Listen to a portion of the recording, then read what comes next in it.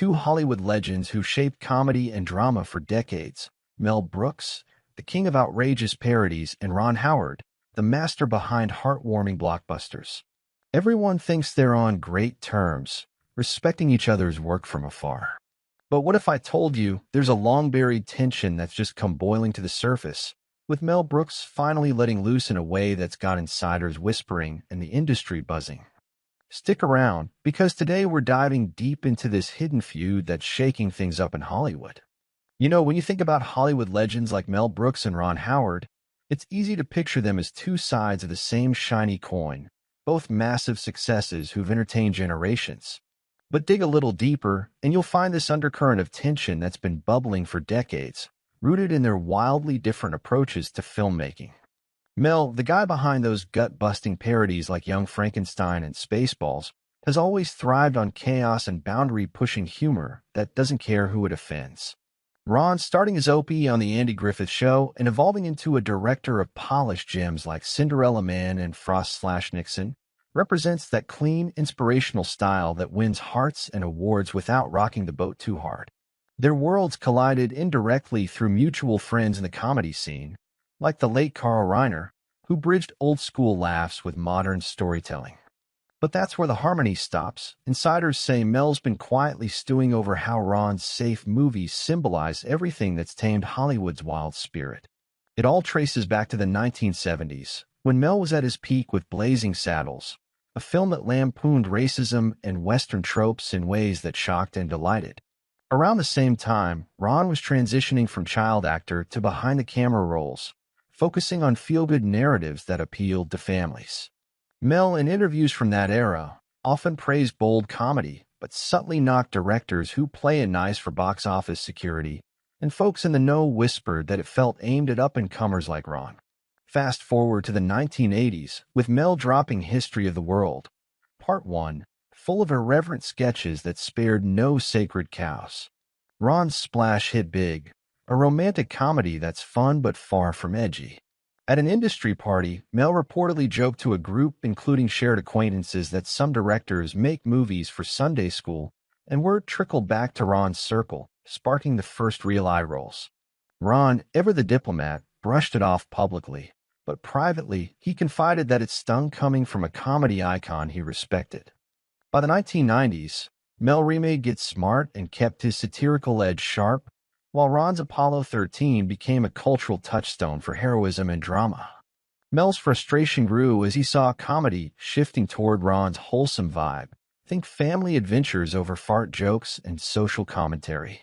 In a magazine profile, Mel lamented how political correctness is killing the fun, and though he didn't name Ron, the timing aligned with Ron's rising star in uplifting tales, fueling speculation among agents and producers. Enter the 2000s. Mel's Broadway smash The Producers revived his legacy, but he griped in podcasts about how modern films avoid controversy to chase global markets. Ron's A Beautiful Mind swept Oscars, proving depth without divisiveness. A mutual friend recalled Mel venting at a dinner that directors like Ron wrap everything in a bow, dismissing the raw energy Mel championed.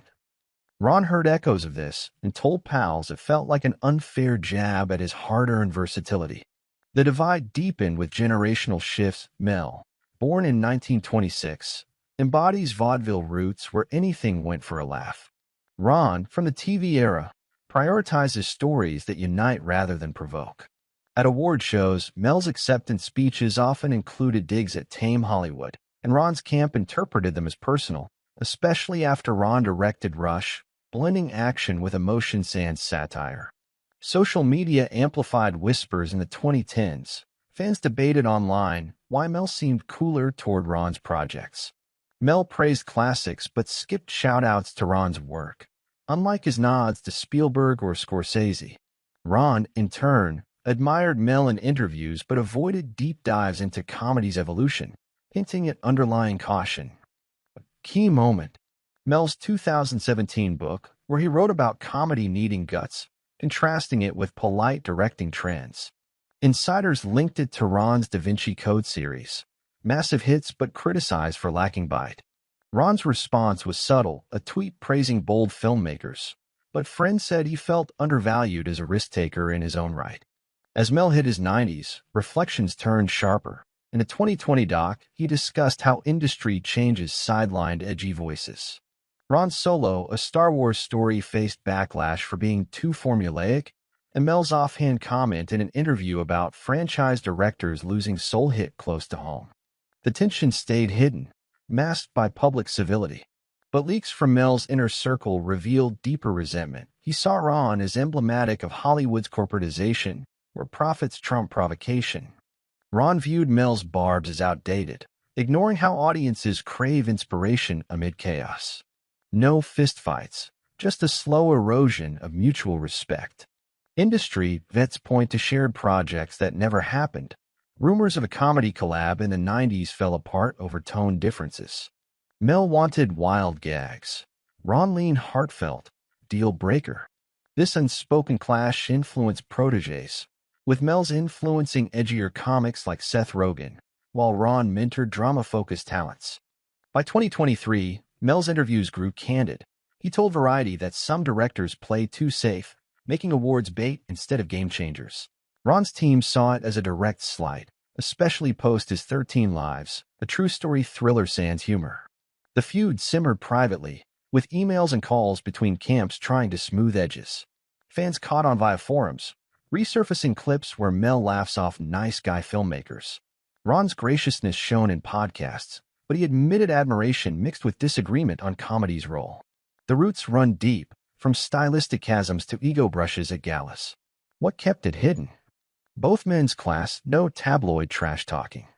Mel roasts everyone equally. Ron avoids conflict. Yet, the build-up created a powder keg waiting for Mel's recent explosion to ignite public buzz. This tension mirrors Hollywood's evolution, from Mel's rebellious 70s to Ron's polished blockbusters. It's not hate, but a philosophical rift that shaped careers and sparked debates on what makes great cinema. As we peel back layers, remember their contributions, Mel's laughs that challenge, Ron's stories that heal. But understanding the roots shows how even legends clash when visions diverge. Diving deeper, let's consider their early influences. Mel grew up in Brooklyn, honing Borscht Belt humor amid Depression-era grit. Ron, in a showbiz family, learned from sets like Happy Days, emphasizing warmth over wit. This contrast bred misunderstanding. Mel saw Ron's path as privileged, skipping the scrappy fights he endured. Ron respected Mel's trailblazing, but felt his methods outdated in diverse audiences. Anecdotes abound. In a 1985 roast, Mel quipped about directors who'd rather inspire than incite, with Ron in attendance. Laughter ensued, but Ron later confided it felt pointed. In the aughts, Mel's Dracula Dead and Loving It flopped amid changing tastes, while Ron's hits rolled. Mel blamed cultural shifts Ron exemplified, venting to buddies. Public facades held. Both attended tributes, exchanging pleasantries. Behind scenes, Mel's jokes landed as jabs, Ron's silence as snubs. By mid-2010s, streaming wars intensified divides. Mel decried algorithm-driven content, akin to Ron's Netflix deals. Ron championed accessibility, clashing with Mel's purism. Insiders note Mel's envy of Ron's adaptability, directing everything from docs to fantasies. Ron admired Mel's longevity, but questioned his resistance to evolution. The roots entwine with broader issues. Cancel culture, where Mel fights for free speech, Ron navigates sensitively. This philosophical gap widened the personal rift. Recent years saw Mel's memoir hint at unnamed rivals who softened comedy. Ron's interviews praised innovation without crediting Mel's style.